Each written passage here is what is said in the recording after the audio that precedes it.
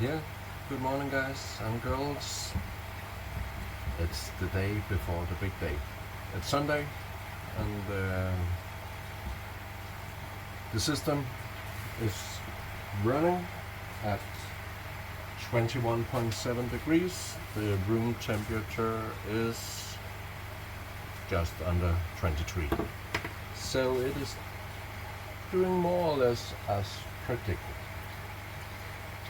My goal for the temperature is between 21 and 22. And yeah, tomorrow, Monday, there's fish going in. I've decided to go to Superkoi in Roskilde and look at those baby tosa. I had an email correspondence with them on Thursday. They still had some, but it has been a bank holiday weekend here in Denmark, and it was Father's Day Friday. So yeah, hopefully there's still some, but almost no matter what, I'm going with some of those if they still have some. More or less no matter the quality, because the main reason is to get this system up and running and get the filter matured. And yeah, and I've been allowed to film it, but most of the time we're going to talk Danish. It is way easier for me to understand the koi that I am selecting with Per, the owner of the shop, and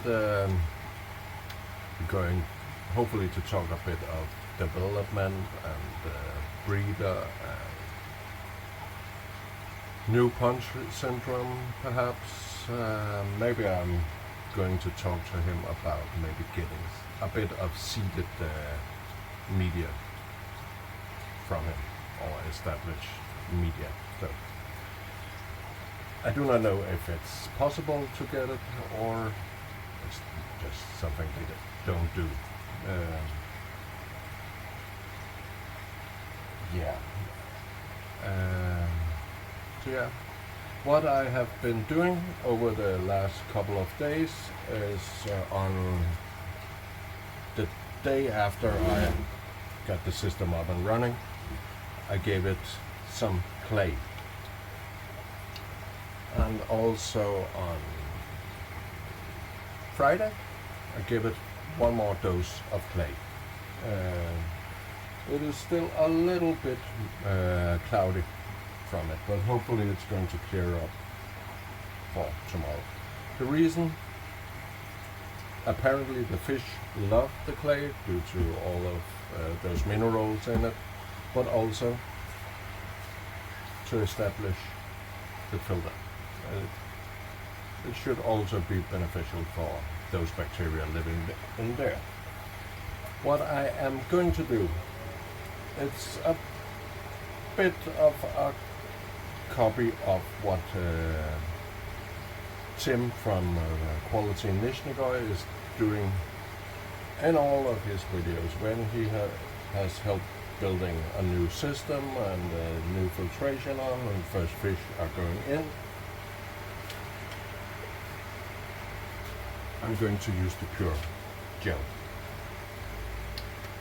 You can argue, is there any living bacteria in it? I have no idea, but I think there must be something into it. But yeah, and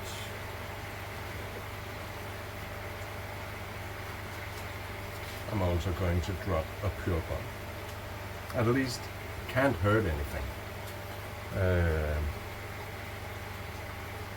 As you maybe saw on one of the other videos, I have a hell of a high KH and also a high pH at 8. At those levels, ammonia is toxic in small amounts. So no matter how many fish I'm going to get, had a question on gases live on Thursday, where I showed the system. Some of you may have seen it. And Rick from New Forest Car was talking about 50 to 100. That's a lot. And it's a lot of money. And please bear in mind, those are still cheap. It's baby Tosa, but we are looking at our fair amount of money. Hopefully I can get around 30 to 50. That could be, remember it's Tosa, that's small, smaller than my finger. Let's see, I think they talked about just a little under 10 cm. So maybe they have already sold the bigger ones, so maybe we're looking at 8 centimeters. That's still a lot of fish. But to get back to the ammonia. Yeah, I'm not going to feed them for the first couple of days. Remember, I guess they are going to be fed small amounts up at the store. They are going to produce ammonia right away, just by breathing.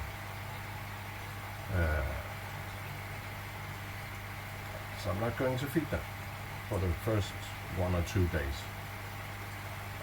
And as you know, I have the auto feeder over here, but I'm not going to use it for the first couple, maybe 2 weeks, because I need to make sure that there is going the same amount of food in all the time.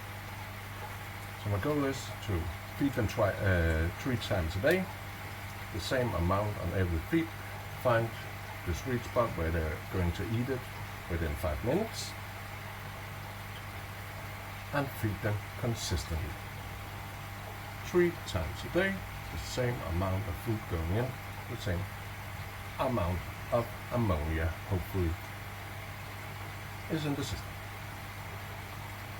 Or so are my thoughts. If you have any other ideas on that, please comment. Please comment. Every comment is more than welcome, and it's helping me, and maybe also helping others. So I'm definitely going to have new pond syndrome. I know that. I have been in the aquarium hobby for many years. I've had discus fish.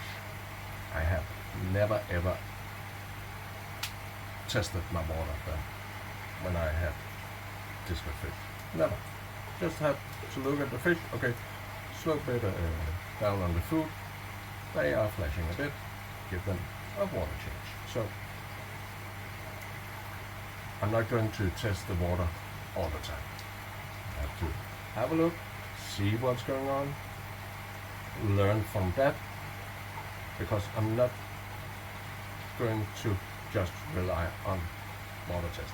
Of course, the first 14 days or something like that, I will test the water frequently, but I'm not going to go crazy about it or have all of my focus on those small readings. So, yep, what I am thinking of, and I'm going to ask Per about it, because the KH and the pH in Roskilde is also fairly high. We used to live in a town called Hedehusene, 10 minutes away from Roskilde, and I don't think the difference is that big. So I'm going to talk to Per about how he's dealing with it. I know he has, all the time he has seeded media and all of that. But what would he recommend? Is it throwing in some salt? I'm not scared of salt at all, but I will love to use the water for gardening. So there has to be a good reason for me putting in salt. I know all the beneficials, and I'm not scared of using salt at all, but at least I'm going to buy a bag of it, just to have it in case of something's going apeshit. So, yeah. What else is there? Yeah, I have mentioned I'm going to use the Nutrimer, or Mer, or More, or whatever it's called, this year. I have seen there apparently is a new revolutionary product, and I could get it here in Denmark as well, at the same place as Køjhulen where I bought the other food from, but it's doubled up on the price, and I know Rick from New Forest Køj is going to test it this year. So yeah, going to wait for the results. If I bought it now, it will skyrocket YouTube channel because it's the new thing. But I'm sticking with the Nutrimer this year and see what it can do, the 360. And this bag is for Tosa. It's 2.5 mil. I think it's going to be good enough for those smaller Tosa. But I'm also going to have a talk with Per about that. Yeah. As mentioned, we're sitting at almost 22 degrees. Hopefully I can get it as a stable temperature the rest of the year. I could easily go to 24, just get some more heat in the room. It's not expensive for me because of the solar panels on the roof. So instead of selling it to the grid, I could just use it myself. And the power company isn't paying me that much for it either way, so yeah. But I'm sticking 21, 22 degrees. I don't want them to grow too fast. So, yeah. What else is there to talk about today? Really not that much, other than I'm excited to finally get caught.